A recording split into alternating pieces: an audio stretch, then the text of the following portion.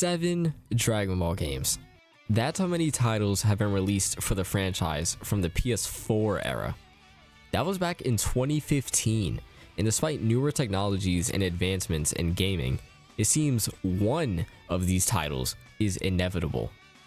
Time and time again, the game getting constant updates, getting the most love from modders and its community. I think it's time we start having the conversation. Dragon Ball Xenoverse 2 is the greatest Dragon Ball game of all time. For this video, I'm going to outline the qualities of Xenoverse 2 as well as my critiques of the game. The first I'll start out with is how it compares to other titles in the franchise. When I first thought of this video, I hadn't intended to make a top 5 list, but given the nature of this topic, I kind of have to.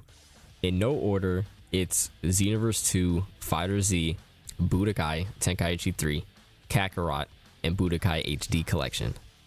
When I look at these games, there's a major similarity between 4 of them. That being, these games primarily consist of one-on-one fights, making up 99% of the game. Now, I don't have a problem with this genre of gaming, but when we look at a game like Xenoverse, there's so much to do outside of just fighting other people, and that goes for fighting with other people too. The only 2 games you're actually allowed to fight with friends is Xenoverse and Fighter Z. Not only is Tenkaichi 3 and Budokai Collection solely player versus player, Kakarot doesn't even have variants outside of story fights, which, again, that's the style of game that it is. But if we're comparing it to Xenoverse, we have to compare it in its entirety. Even the filler modes Xenoverse has gives it substance. Those other games don't really have substance outside of Fighter Z. Even then, it's already something available in Xenoverse 2. Player raids, tournaments, Xenoverse already has this. Something else that makes it hard for me to rank these games above Xenoverse 2 is replayability. How easy it is to jump into this game and have fun. A game like Fighter Z, I jump in and it doesn't take much to make me not want to continue playing. The reason being overly competitive gameplay, it just gets to a point where it just isn't fun anymore. And I know someone in the comments is going to say skill issue, which to be fair, it is. But when you look at this game, when you look at games objectively from the standpoint of someone who doesn't actively look for sweaty, hard-nosed gameplay experiences, the rankings start to make sense. That's also why I couldn't include Sparking Zero on this list. In that game, if you want to play online, there's no choice but to accept the competitiveness. At least in a game like Xenoverse, I get to choose whether my online gameplay consists of fighting other players or not.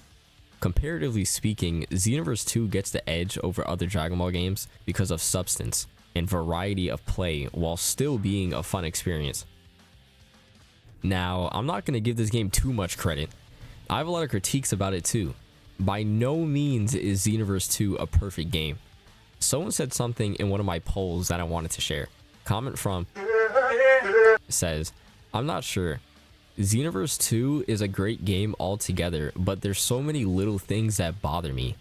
Cat customization never being updated, the rewards being locked behind raids, the tedious grind to level up characters, every single race other than Saiyans getting neglected, Saiyan and female Majins not having tails despite every Saiyan having one.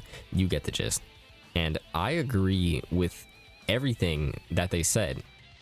A lot of my problems with the game have to do with decisions or certain choices that don't make sense.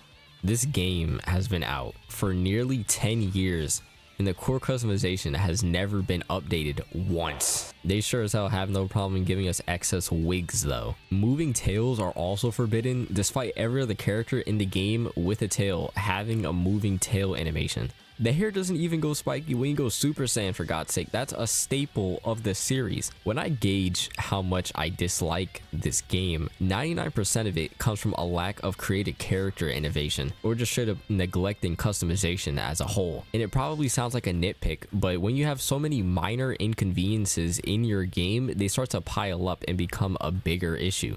It's like Xenoverse 2 has the resources to be greater, but they just choose not to go all out. Another one of my commenters, LazyBone35, he said, I feel like I have to mod it to get the content I want. To me, the best game has to be Tenkaichi 3. Sure, it's old and Sparking Zero has better graphics, but the amount of fun people have playing it just feels so genuine and nice.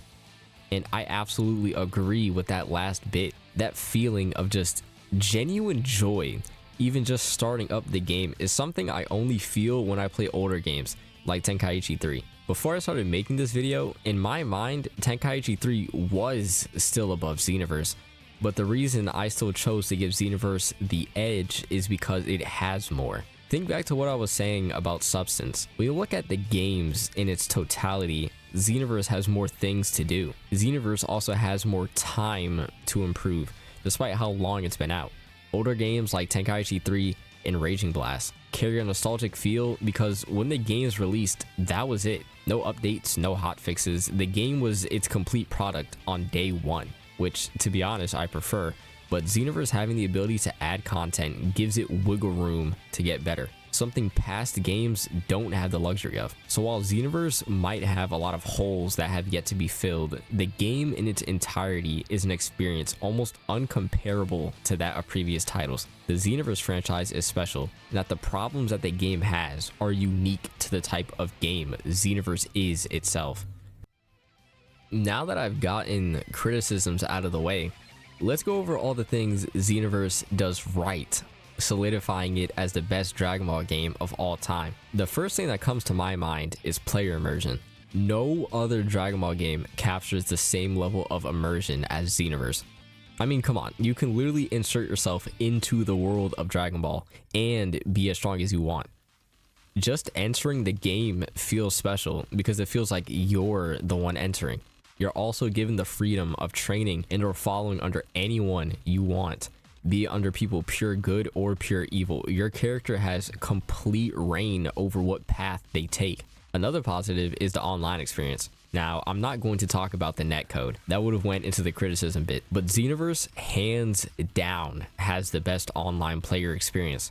There's no other Dragon Ball game where you can literally tour around with your friends and just chill. Not only that, but player fights, team fights, tournament battles, raid battles, quest missions, Xenoverse has it all, whereas other Dragon Ball games stop at player fights. Staying up to date is another thing. Despite the game being out for nearly a decade, the game still kind of feels fresh. There's a special charm Xenoverse has that other games in the franchise don't, being that their content overhauls yield more playing time because there's more things to do. Given everything I just said, it only makes sense Xenoverse would, because there's so much substance in the game. Getting DLC means more, and although I'm not the biggest fan of pay-gating extra game content, Xenoverse does it the best of any Dragon Ball game. My final reason for why I rank it at the top of the Dragon Ball mountain is the ease of getting into it. It doesn't take much to start liking the game and wanting to continue playing. Other Dragon Ball games have a cap on player experience expectation, meaning that when you get to a certain point, you have to expect certain things. That's when games start to become unfun. Now, Xenoverse has the same issue, but because there's so much to do in game, that problem is better alleviated than in other titles who don't give you a choice. Well, a choice other than cutting the game off. The substance in Xenoverse makes it so you don't have to focus on just one aspect of the game all the time, which is so important for keeping people playing. Dragon Ball Xenoverse 2 is the best Dragon Ball game of all time because not only does it immerse you in the world, it gives you so much freedom to do whatever you want while also retaining a great online experience, giving you so much to do. In my mind, it ranks above all other Dragon Ball games when you look at it in its totality. So, what are my final thoughts? Originally, I had Xenoverse top 3, but never won. Then I thought about it a little bit more, made a few polls, and then I decided on my standpoint. Some of you guys made some really good points too. I couldn't get everyone's opinion in this video, but if I hearted it, just know I probably agreed with it. Thank you guys so much for your support on the last video as well. Check it out if you haven't already. I wonder what topic I should cover next. I was thinking of making a Dragon Ball game Mount Rushmore. That totally won't be controversial at all. If you've made it this far, don't forget to like and subscribe. If you want to see more content like this, let me know what you thought of the video down below. But anyways, this is Saga the Funniest. See you guys next time.